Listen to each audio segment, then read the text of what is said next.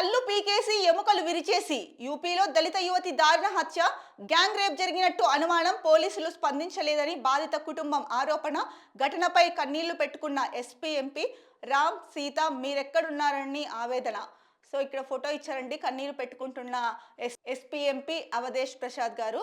ఇది ఎంత దారుణం అండి. మనము అంటే ఇంతకు ముందు ఇంకా దారుణాలు జరిగాయి యూపీలో, అయితే కనుక ఈ దారుణాలు తగ్గట్లేదు అనడానికి మరో ఉదాహరణ, నిదర్శనమే ఇది. ఒక దళిత యువతి కళ్ళు పీకేసి ఎముకలు విరిచేసి దారుణ హత్య అయితే చేశారంట. మరి ఆవిడ పైన గ్యాంగ్ రేప్ కూడా జరిగి ఉండొచ్చు అనేసి అనుమానాలు అయితే వ్యక్తమవుతున్నాయి. ఈ నేపథ్యంలోనే ఎస్పీ ఎంపీ ఎవరైతే ఉన్నారో ప్రసాద్ గారు, ఆయన కన్నీటి పర్యంతమయ్యారు. రామ్ సీత మీరు ఎక్కడున్నారు అంటూ, అంటే భగవంతుడు రామయ్య తండ్రి సీతమ్మ తల్లి ఎక్కడున్నారు అంటూ తన ఆవేదన అయితే కనుక వ్యక్తం చేశారు.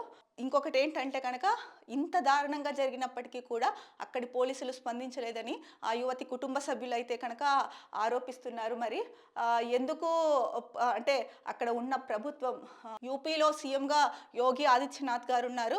యోగి ఆదిత్యనాథ్ గారు ఎందుకు దీనిపైన అంటే చర్యలు తీసుకోలేదు, ఇటువంటి వాటిపైన ఎందుకు కఠినంగా ప్రవర్తించలేదు?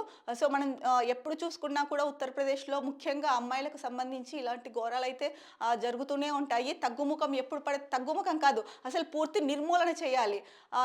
నిర్మూలన చేయకపోగా ప్రధాన బ్యానర్ ఐటమ్గా ఇచ్చారు అంటే కనుక అసలు ఆమె ఏమి అంత ఘోరం చేసింది, అసలు ఆమె మీద ఎందుకు అంత కక్ష కార్పణ్యాలు, ఇంత అంటే మనుషులు ఇంత నీచానికి కూడా అంటే దిగజారుతారా, ఇంత శాడిస్ట్లుగా కూడా ఉంటారా అన్నది మనకి దీన్ని బట్టి తెలుస్తోంది.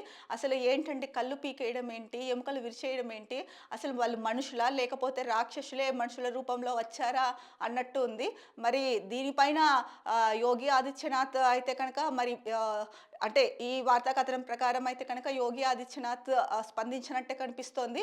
దీనిపైన ఎటువంటి చర్యలు తీసుకుంటారు, నిందితులని అంటే పోలీస్ వాళ్ళు కూడా అంటే పట్టించుకోలేదు, వాళ్ళ నుంచి స్పందన కరువైందని చెప్పేసి బాధిత కుటుంబం అయితే ఆరోపిస్తున్నారు. ఒకవైపు బిడ్డను పోగొట్టుకున్న బాధలో ఉన్నారు, ఇంకొక వైపు పోలీసులు పట్టించుకోకపోతే మరి వారి ఆవేదన ఎలా ఉంటుందో వర్ణనాతీతము.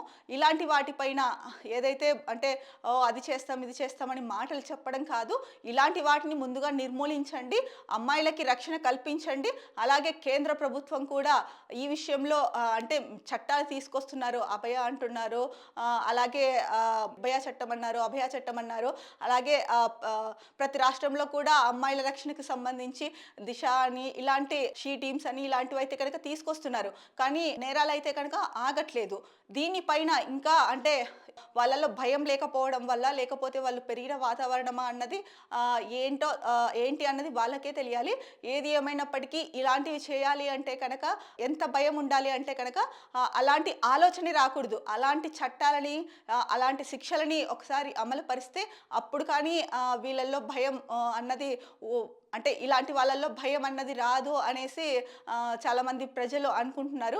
మరి దీనిపైన ఆ రాష్ట్ర ప్రభుత్వం, కేంద్ర ప్రభుత్వం ఎలా స్పందిస్తుందో, ఆ కుటుంబాన్ని ఎలా ఓదారుస్తుంది అన్నది మరి ఆ రాష్ట్ర ప్రభుత్వం తీసుకునే చర్యలు ఏంటి అన్నది అయితే కనుక తెలిసిపోతుంది మనకి ఈరోజు ఎలాంటి చర్యలు తీసుకుంటారని. దీనిపైన ఆ రాష్ట్రంలో జరిగింది కదా అనేసి వదిలేయడం కాదు, కేంద్ర ప్రభుత్వ బాధ్యత ఎంతైనా ఉంది ఇలాంటివి జరగకూడదని. ఎందుకంటే మనం భారతదేశాన్ని భారత మాతగా అభివర్ణిస్తాము, భారత మాతగా కొలుస్తాము. మరి అలాంటి భారత మాత ఎంత విలువలాడుతుందో ఒక్కసారి కేంద్ర ప్రభుత్వం కూడా ఆలోచించాల్సిన అవసరం ఎంతైనా ఉంది.